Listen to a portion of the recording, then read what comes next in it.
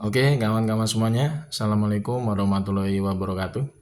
Seperti biasa, gue kembali hadir lagi ya di beranda kalian. Untuk kesempatan kali ini, gue masih ingin terus melanjutkan pembahasan terkait dengan dugaan ijazah aspal dari Mukidi ya. Karena ini menurut gue memang menjadi berita paling menarik ya untuk terus diulas ya di media sosial ya. Karena banyak juga sih memang kawan-kawan semua yang berada di jalur perubahan ya, di jalur oposisi memang banyak sekali membahas berita ini. Lebih menarik ketimbang kasus apa ya, kasus-kasus yang lain lah ya. Kayak kasus apa korupsi, kasus yang lain lah ya. Gue juga agak kurang tertarik kalau membahas kasus-kasus kayak begitu. Menurut gue sih lebih enak emang terkait dengan kasus ijazah aspalnya Mukidi ini ya. Ini sebenarnya lebih mudah pembuktiannya ya. Karena kalau misalkan ini bisa dibuktikan secara apa namanya hukum ya, ini udah bisa dengan mudah Mukidi ini masuk hotel Prodeo. Ketimbang nyari kasus korupsinya, ketimbang nyari kasus apa namanya gratifikasi keluarganya ya. Menurut gua memang itu butuh apa namanya pendalaman lebih apa ya ya pendalamannya lebih detail lah ya, lebih detail kalau terkait dengan kasus korupsinya Mukidi dan keluarganya itu. Tapi kalau terkait dengan ijazah aspalnya Mukidi ini kan lebih sederhana, lebih simpel sebenarnya pembuktiannya. Makanya sebenarnya lebih enak diulas ya. Terus-terusan lah ya berita seperti ini diulas terus nih kasus ijazah aspalnya Mukidi. Karena kita pengen ngelihat Mukidi itu segera masuk hotel Prodeo gitu ya. Karena memang udah lama juga ya orang ini sebenarnya apa namanya ditunggu-tunggu oleh masyarakat yang masih cerdas ya, masih waras supaya cepat masuk hotel Prodeo. Untuk apa? Ya untuk mempertanggungjawabkan lah segala macam apa namanya kebobrokannya selama 10 tahun menjadi presiden. Nah, untuk kasus ijazah aspalnya Mukidi kan memang ini kan menjadi penting untuk terus dibahas karena apa? Karena ini menyangkut dengan kredibilitas ya. Pertama kredibilitas dunia pendidikan. Ini nggak main-main ya. Kredibilitas dunia pendidikan ini kita dipertaruhkan loh lewat kasus ijazah aspalnya Mukidi.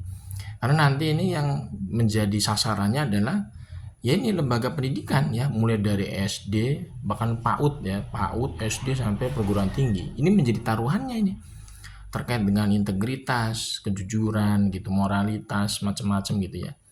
Dan transparansi tentunya ketika menjadi apa namanya lembaga penyelenggara pendidikan. Karena ini kalau misalkan ini bisa sampai lolos gitu ya terkait dengan orang yang diduga menggunakan ijazah aspal untuk mendaftar menjadi pejabat publik ya, mulai dari wali kota sampai presiden 2 periode. Ini tentu sangat ironis gitu ya dunia pendidikan kita. Berarti dunia pendidikan kita ini benar-benar apa namanya hancur bobrok gitu ya. Karena orang yang nggak pernah nempuh pendidikan tiba-tiba dia punya ya ijazah. Dia ibaratnya mah ya begitu ya, tahu-tahu ijazah tuh ada. Padahal yang bersangkutan itu patut diduga nggak pernah lulus nempuh pendidikan kan begitu kan. Ironis makanya gitu. Yang kedua, ini juga menyangkut terkait dengan legacy. Legacy apa? Legacy kita sebagai bangsa gitu kan. Karena apa? Karena yang bersangkutan ini menjadi pemimpin nasional dan kedudukannya itu sangat luar biasa penting ya dalam apa? Dalam sejarah bangsa kita sebagai presiden, pemimpin gitu kan. Karena ini kan meninggalkan apa semacam apa ya? Noda ya. Noda hitam yang pekat sekali ya. Terkait dengan apa namanya penggunaan ijazah aspal selevel pemimpin nasional, presiden. Kalau misalkan yang bersangkutan itu mungkin jadi wali kota atau bupati doang, mungkin banyak orang nggak peduli gitu ya. Misalkan wali kota, bupati, lurah ya menggunakan ijazah aspal, mungkin banyak yang nggak peduli lah, bodoh amat gitu. Tapi ini sekelas presiden ya berbedanya di situ, makanya ini penting. Karena presiden itu nanti kan meninggalkan legacy ya kepemimpinan gitu kan. Udah gitu dia juga menikmati yang namanya pensiunan, gaji, tunjangan, fasilitas negara yang sangat luar biasa mewah ya. Kemudian apa namanya ya boleh dibilang banyak pendapatan-pendapatan luar biasa gitu ya yang diberikan oleh negara dalam jumlah besar gitu kan. Itu sudah dinikmati oleh yang bersangkutan sebagai presiden selama 10 tahun. Kalau misalkan itu bisa dibuktikan secara hukum ijazahnya aspal gitu ya. Baik pembuktiannya juga lewat apa skripsi aspalnya. Yang kalau misalkan skripsinya aja abal-abal kan gak mungkin ada ijazah asli kan. Logikanya begitu yang benar. Itu kok misalkan bisa dibuktikan aja gitu.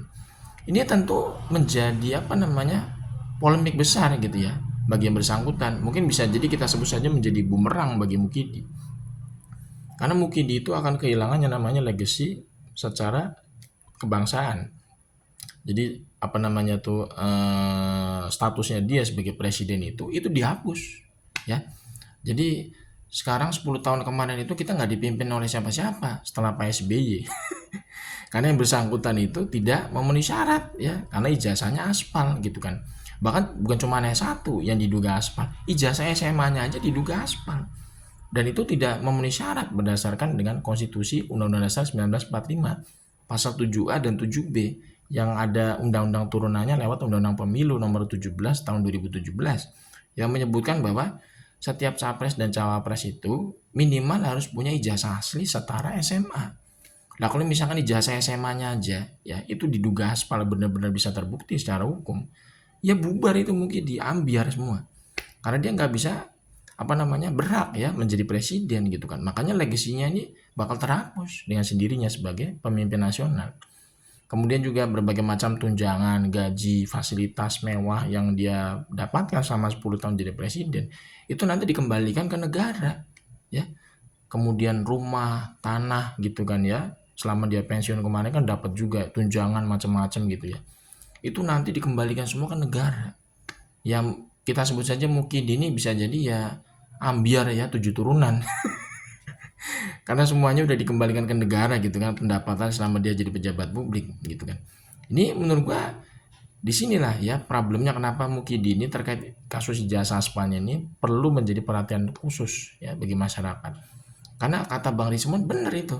Mukidi ini bukan people random, atau bukan random people gitu ya, bukan orang biasa-biasa aja, orang sembarangan gitu ya. Orang bukan nobody gitu ya. Ini pemimpin nasional gitu ya. Presiden bayangin tuh. Yang sebenarnya itu nggak boleh yang namanya punya apa ya, semacam ya kesalahan etika, kesalahan moral gitu loh. Atau melakukan perbuatan semacam yang tercela gitu ya. Itu nggak boleh. Karena itu menjadi apa? Pintu masuk sebenarnya masuk impeachment.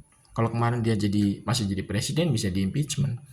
Cuman karena bersangkutan sekarang sudah nggak jadi presiden, berarti masuknya ranahnya hukum pidana, gitu kan? Bisa ambil jalur hukum pidana maupun perdata lewat gugatan gitu kan. Makanya masih ada jalan sebenarnya untuk apa namanya segera ya membuktikan Mukidi ini ijazahnya aspal gitu kan ya, secara hukum. Supaya apa? Supaya Mukidi ini bisa segera masuk hotel Prodeo gitu kan, karena kita juga pengennya itu Mukidi bisa diadili pasca dia lengser, karena waktu dia jadi presiden kan sulit ya, hukum itu bisa dikendalikan sama dia waktu dia kemarin masih jadi presiden. Lah sekarang Mukidi ini udah jadi warga negara biasa. Lah harapan itu kita bisa ngelihat Mukidi ini bisa diadili secara hukum.